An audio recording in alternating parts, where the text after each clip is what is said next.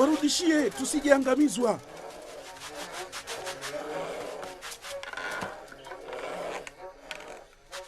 Itakuwaje mchawi Karaba akigundua kuwa kofia haina nguvu za kichawi? Natumaini atairejesha. Hivi ni kwa nini mchawi Karaba ni mkatili namna hii? Kwa nini? Mimi najua kila kitu. Niambie basi. Kwa sababu ni mchawi. Kwa nini? Niambie, Nikolini ni mchawi? Oh, usinisumbue. Uelewe haya mambo. Hata hivyo ni mwiko kuulizia habari za wachawi. Vikaragosi. Kofia yenu si ya kichawi. Wanawake wote mnatakiwa kuleta vito kwa mtukufu Karaba. Dhahabu zote. Ole wake atakayejaribu kuficha hata sindano. Tumeshampa kila tulichonacho. Hado! Ole wake atakayejaribu kuficha hata sindano. Tutafanyeje? Tutatii. Tuombe asahau pia upuuzi wa wachache wetu. Mama, nataka kwenda naye mtakapoenda kwa mchawi Karaba. Una moyo wa kiutu uzima.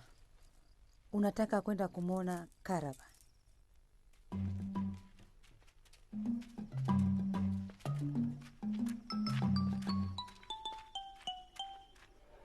Malkia, wanawake wapuuzi wa kijijini wanakuja, wamebeba vito. Tetemeka kwa furaha, yuko hapa. Tetemeka kwa hofu, anakuja. Tetemeka kwa furaha, tetemeka kwa hofu, anakuja. Karaba!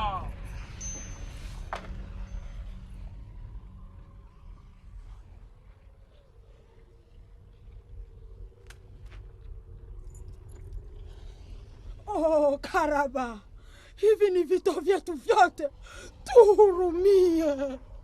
Balaa litamkuta yeyote aliyeficha hata pini. Mchawi Karaba, kwa nini unakuwa mkatili namna hii? Kwa nini unakuwa mkatili? Kumbe wewe ndiyo sauti ya kofia, sio? Naitwa Kiriku. Ninajua ninachotaka.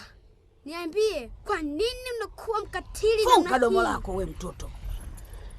Naweza kukumeza nikitaka, lakini sina muda wa kubishana na watoto. Nitakusubiri ukue kidogo ili nyama zako ziongezeke. Haya, potea mara moja. Mwanao ametuletea balaa. Umempa malezi mabaya.